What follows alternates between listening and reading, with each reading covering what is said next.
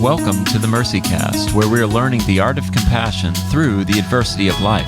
I am your host, Raleigh Sadler, and over the past 10 years, I've started a nonprofit that helps people better care for their most vulnerable neighbors. Along the way, I've met a lot of friends who are on a similar journey, each of us learning new things about ourselves and each other with the more adversity that we face. Today, I want to talk about finding peace in difficult situations. It is so easy to hit a wall in life and your life just go haywire. When something outside of our control happens, it's very easy to want to throw in the towel, want to give up, and feel like we're failures. Brian is a chef. He's known for his many TV appearances. He travels around the world and he consults restaurants to help them be better at what they want to do. But as many of you know, in 2020, the world came to a standstill. A global pandemic happened. Most of us were stuck at home. And so what do you do when you are traveling around the world? What do you do when your career depends on getting out there? Today, I'm joined by Chef Brian Duffy. He's with the Duffified Experience Group, and he has been on the Food Network, Spike TV, NBC, ABC, everywhere that has food on TV. You've probably seen Brian. And I first came into contact with Brian on the hit show Bar Rescue. Brian, thank you so much for joining me. Dude, my pleasure, man. It's been a long time since we've chatted. Yeah, I know, man. It's just exciting to be able to talk again. And so as I'm thinking about just all the things you do, you're everywhere all the time. Now, what did that look like when the pandemic hit? What was going through your mind? You know, it's funny. We all kind of in that January part of the year, February, started to hear about stuff that was going on and what was happening out there, not in our own backyard. It was happening across the world. It was not something that was happening to us. So I think we all kind of chilled out and listened and had a little bit of concern. And then March hit, and I remember kind of starting to see little things canceling. Hey, we're going to slow down on this event. We're going to back off of this. And then boom, next thing you know, it's March 13th. And I was on a conference call with one of my clients who had said, hey, we're canceling our events for this year. We don't know what's going to happen, so we're going to cancel them for right now. So at that moment, I lost my salary in reality. You know, I had worked with GE, General Electric was the company. I'd worked with them for a little over 15 years, doing spokesperson stuff for them, doing appearances for them, doing live demonstrations. I had a really great gig of going across the country, doing live events for their high-end clients and designers. And that all went away in a matter of seconds. Like it literally was a 5-minute phone call. And I got off the call and I was like, what are we going to do? And at that point, I had a restaurant in Philadelphia. Weird, I had partnerships in other restaurants that I kind of walked away from or said, hey, look, I'm going to back off. Let me cash out. Let me do this. Let me do that. And that happened in January. All of those restaurants got shut down in March. Wow. So one of my clients that I was working with at that point, who happens to be one of my best friends, a Florida guy, was like, we're still going to see what's happening on St. Patrick's Day. So fly down here.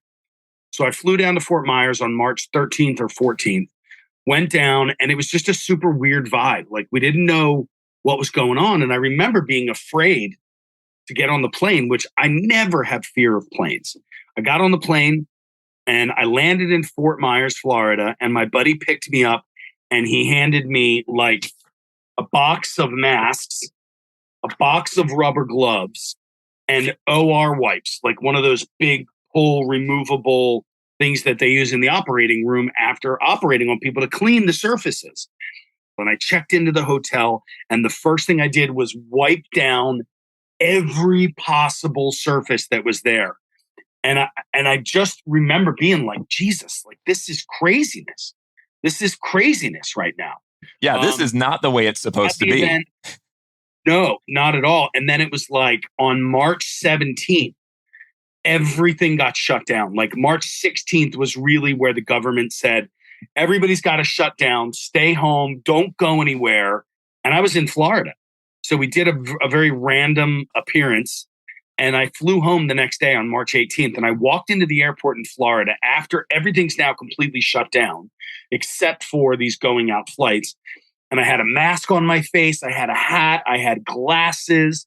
I had rubber gloves on. I had like my OR wipes under my arms so I could wipe off everything that was near me. And I flew home and I called my staff of the restaurant. I had a barbecue place in Ardmore, Pennsylvania called Ardmore Q. And I called my whole staff and said, what do you guys want to do? Do you want to work or do you want us to shut down?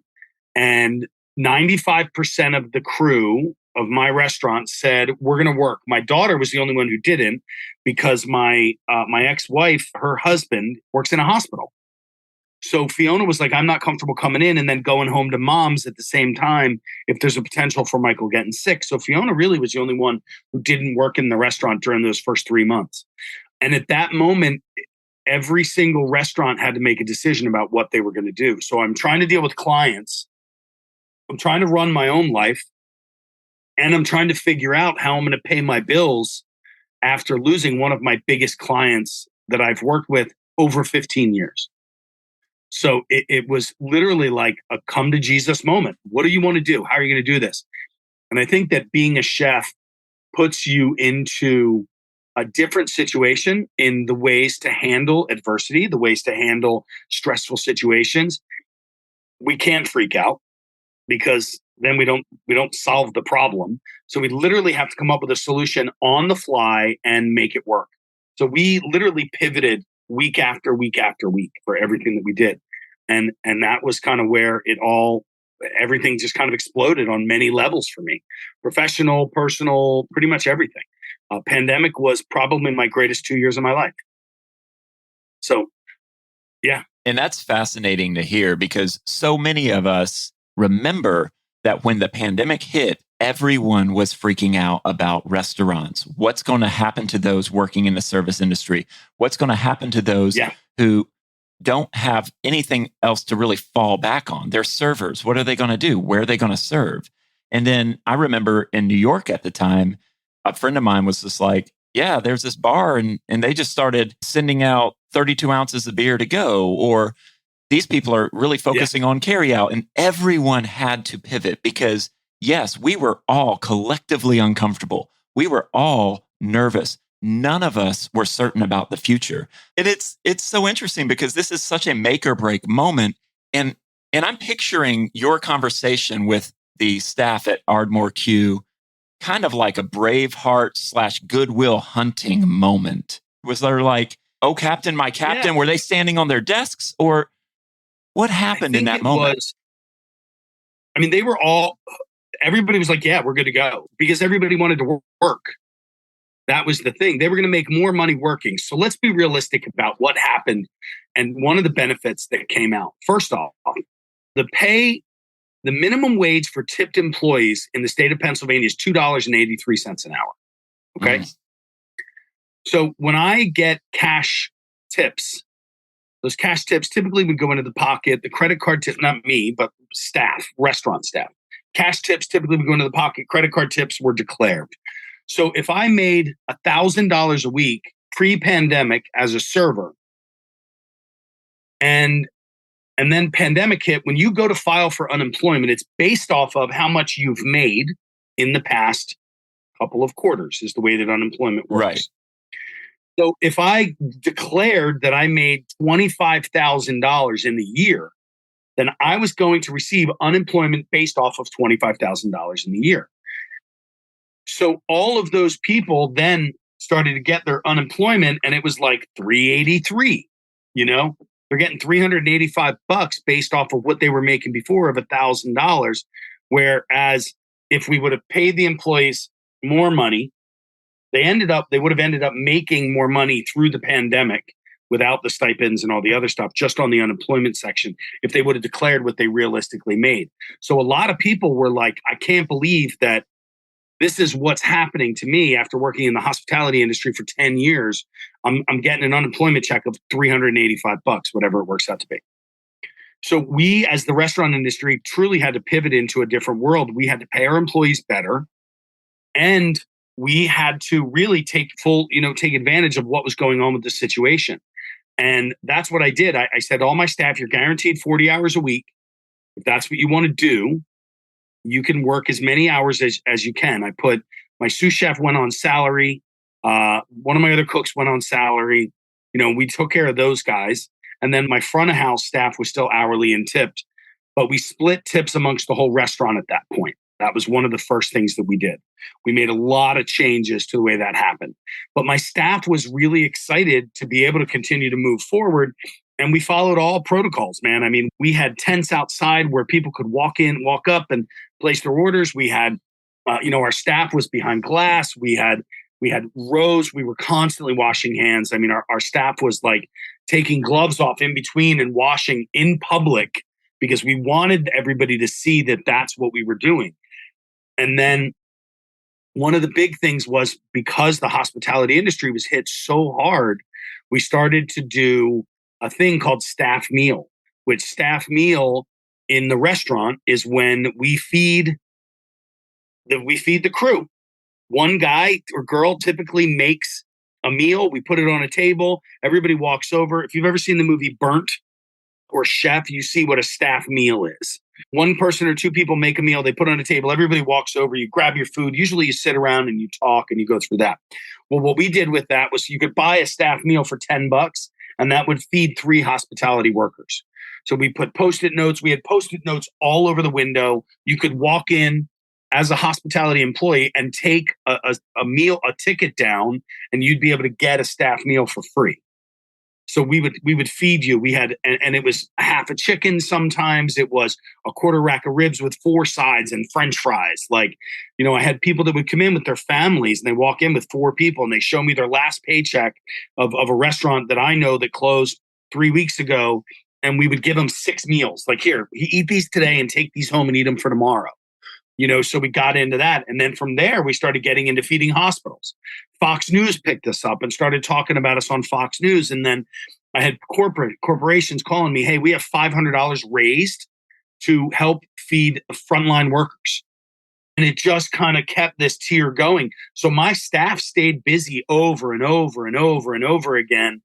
And we had a blast. So for me, looking at my staff that day with this kind of fear in their eyes because of and they were young, man. My oldest employee at that point was 23. Okay. So imagine being 23 years old, not sure if you're going to have a job, not knowing what the hell's going on in the world.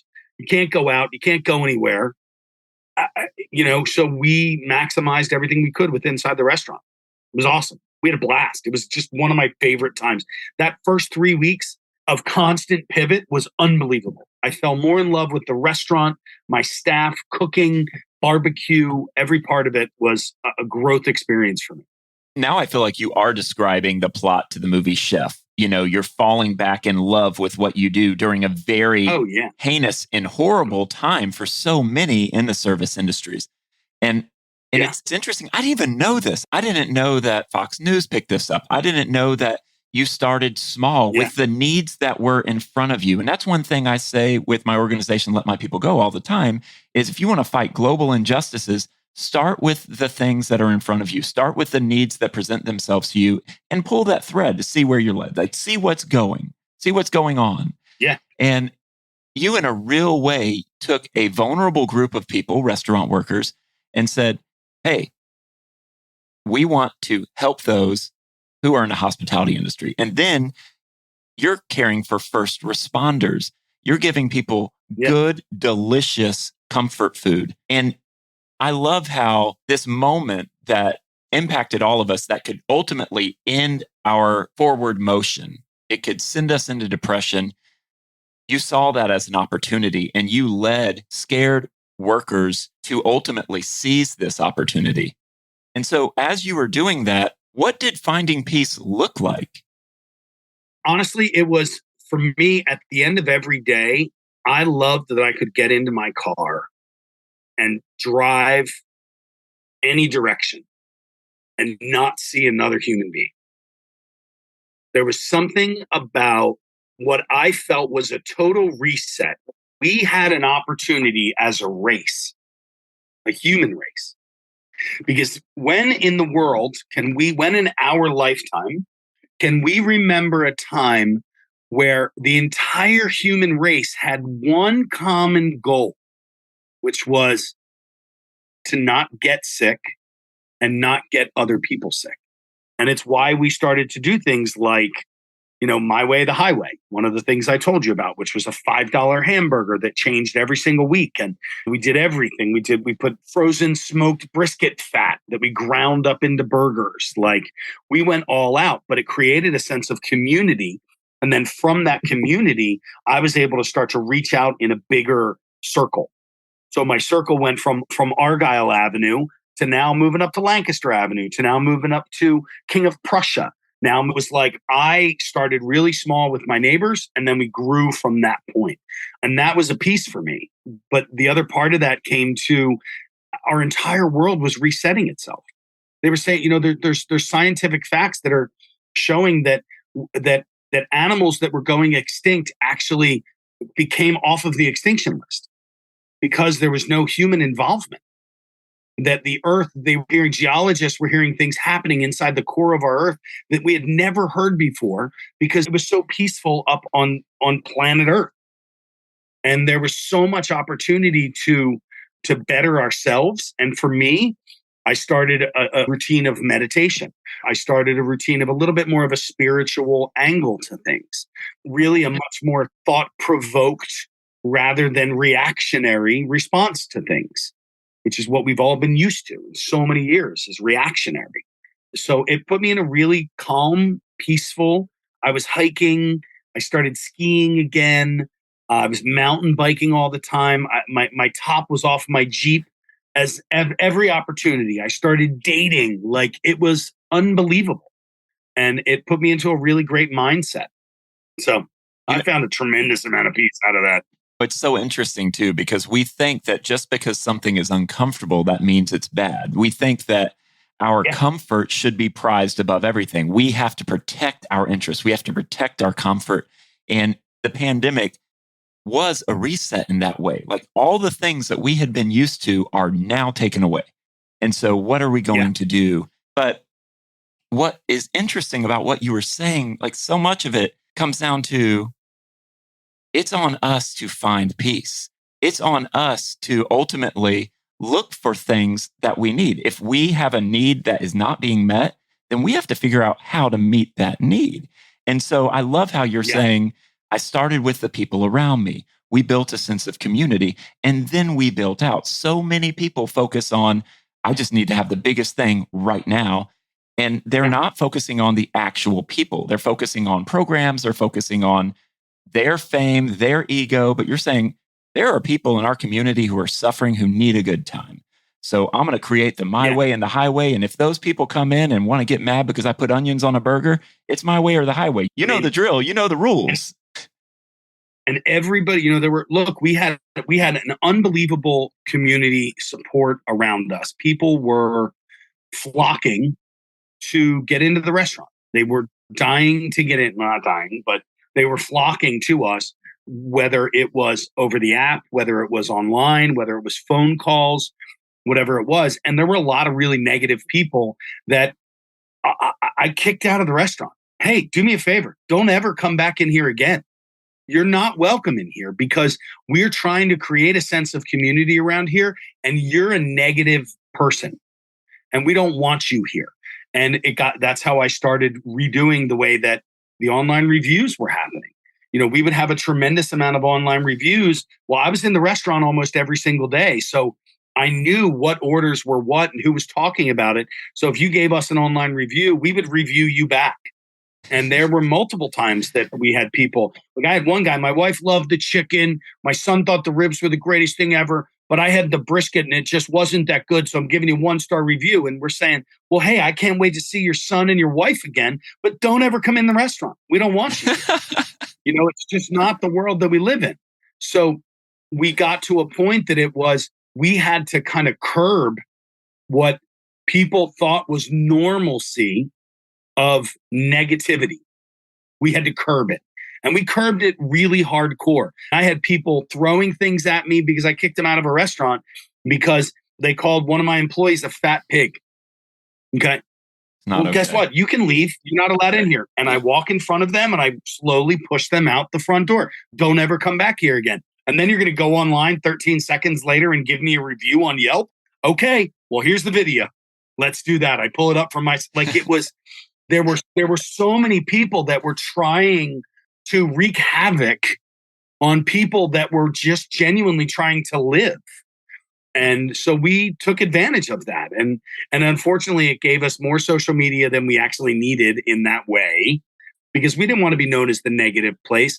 And that's why my way or the highway came too. Just trust me. Trust the process. I am not going to fail you. You're a 45-year-old man who doesn't like the taste of onions. Well, maybe you've never had them cooked the right way before. Why don't you trust me and let me show you? Because my onions are sliced paper thin so they melt in your mouth. When the juice of the burger drips through that with that perfectly salted heirloom tomato and shredded lettuce on a bun that's got a whipped regatta remoulade sauce on it. Like, shut up and eat the burger. I'm so hungry right now. And not only that, it was $5. It was a $5 hamburger. So it was like, there was so much opportunity there for so many people to become such wonderful human beings. And I see so many people that became that out of pandemic, that have become compassionate, that have become just much more genuine people. And other people took it a different level. We chose not to hang out with those people. Well, and I love how you were finding your people in a very stressful situation, in a stressful cultural moment.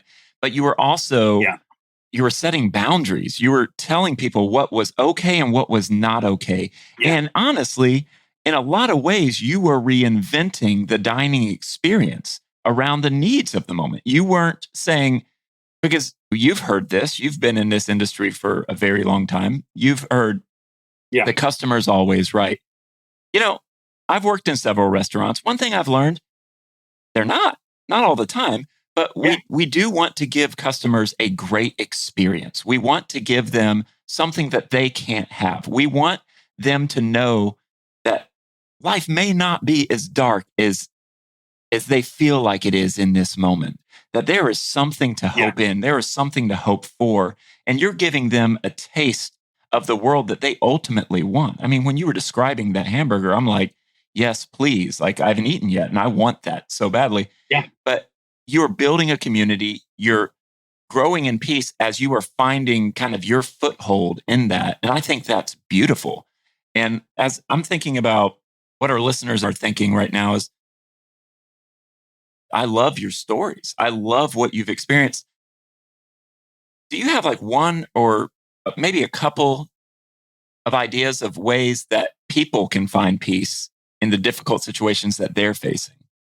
So, if you want to learn about people or you want to learn about what's going on in the world, have conversations with people. That's the first thing. So I think that what came out of pandemic was an opportunity to see other people's perspectives about what was truly happening in the world that we were blinded by through social media, Facebook, Instagram, and all of that stuff. So for me, if I can say anything about how I think that people can lead a little bit more of a peaceful life in those situations, is take into account that it's not all what's on the surface. There's a lot that goes a lot deeper than that. And when we can take a look at those situations and look at it objectively instead of in a judgmental manner, then it can change the way that we see the world. A lot of really, really good stuff happened during pandemic. And whether you're a conspiracy theorist or not, look, I hated getting the vaccine. I couldn't stand it. And Raleigh, in reality, I just got a flu shot the other day. And an hour later, I had the flu. That shut me down for 2 days. And thank you, 11 pounds later. That's what I'm talking about. It's the greatest diet in the world. 11 pounds later, I'm feeling strong. But am I going to sit around and complain about, I wanted to travel. I wanted to see the world. So I got the vaccine because I trusted the people that I was talking to. And in reality, to fly, I had to have the vaccine. to Right. go to another state, another country, I had to have that vaccine. Am I going to lie about it? No. Did I get COVID twice? I did. It sucked. It wasn't fun. It shut me down for a couple of days, both times. But you know what? If I didn't have the vaccine, I can't imagine what I would have felt like. Or if I would have made it through. Do I still have respiratory issues from it? I do. I'm not going to lie. It's kind of set me back a little bit with some of the things that I do. But what do I do now instead of that? I do breathing exercises. I breathe every morning. This morning I did fire breathing. I don't know if you've ever done fire breathing before. It's a way of breathing that raises your heart rate up and it raises the temperature within your body. Just by doing that, my face got flushed. Okay, wow. So by changing my breathing, I'm working on my internal breathing. And then we also do 4-part breathing. We do 4, 8, and 7-part breathing. It's just really weird stuff that most of us don't ever think about. We're so comfortable in our lives. Yeah. Our bodies are comfortable in ourselves. We walk into a temperature controlled house. I preset my car before I get into the car by hitting the button twice, and I get into a preset temperature. I go into a preset temperature of a restaurant. I go into a preset hospital. I go in, everything is comfortable around us. Make yourself uncomfortable for a little while. You know, it's like the cold showers that I take. The cold shower that I take that sucks, but it changes my body. My body works differently. Okay. And I find that as 51 years old, I got to make some changes in my life because traveling around the country, drinking bourbon and eating fatty foods doesn't make you feel good at 51. So I started to have to make changes. Did I listen to other people? No, I did my own research on it. And a lot of it had to do with breathing and the way that our body temperatures work. So I'm a weird dude like that. No, But I love it. I love it. And I cut you off, but what were you about to say? No, I mean, I just, there's so many, it's really weird. There's a great show out there and it's kind of a kitschy little thing, but it's called Down to Earth. Yeah. Yeah. And With Zack Efron. With Zack Efron, he cracks me up. He's just kind of a goofball. He's still like a frat boy.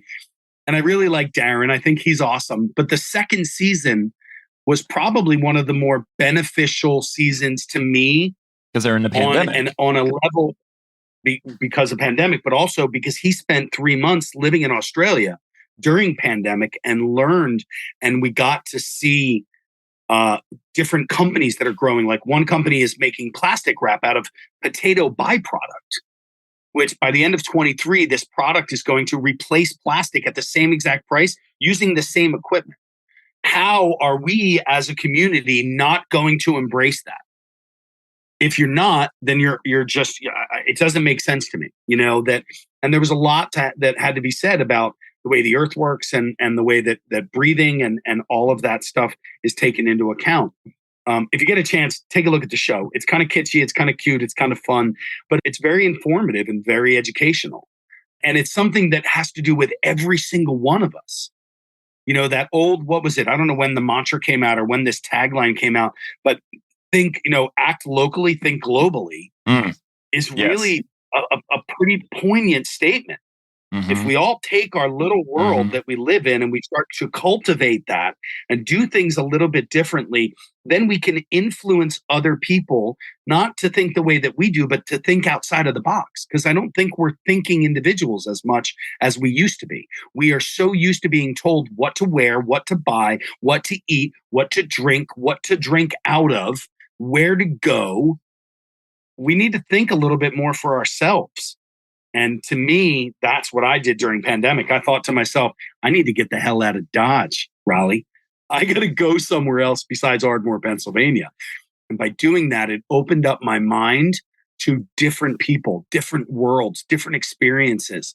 I love that people started to cook more. I think that's one of the greatest things that happened because sharing is caring.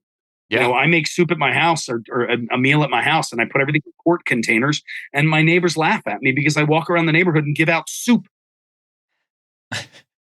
So it's like, I don't know, we gotta look outside the box. We got to stop being told what to do and start thinking for ourselves a little bit more. And I feel like that, to summarize this conversation, especially as you gave us places where we could find peace, you're basically saying, make it your own journey. Have conversations with people. Don't just be told, but look to learn from other people, see other perspectives, take into account that life doesn't happen on a surface level, that there is always more going on. Make yourself uncomfortable, because it's in our discomfort that we're shaken away from the things that keep us from experiencing life the way that we should. And I think as we dive into these things and we dive into our community, we're going to find peace in a way that we never have ever before. And so for me, this is a perfect note to end on. Brian, thank you so much. COVID. he does not have COVID. Thank you so much for joining us today. Yeah, man.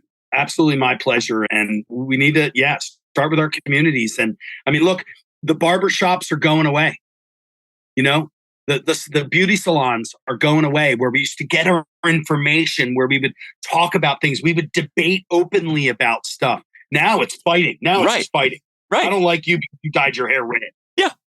Those days, like my ultimate world that I want to open up, I want to open up a barbershop with a tattoo shop next to it and a barbecue shop next to that.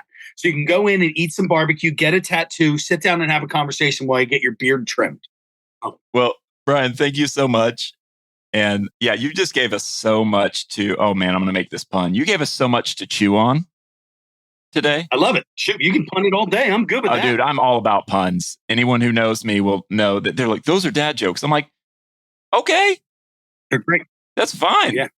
You know, most of the people my age grew up with good comedy. So yes, we're going to continue those jokes. Yeah, it's fine. And so thanks again, man. This podcast is made possible by listeners like you. If you want bonus episodes as well as a plethora of other resources, become a paid member at LMPG, Let My People Go, lmpg.org for $10 a month. You'll gain access to our bonus podcast, More Mercy, where we dive deeper with our guests. And also, don't forget to smash that subscribe button and leave MercyCast a 5-star review. Till next time, have mercy on yourselves and each other.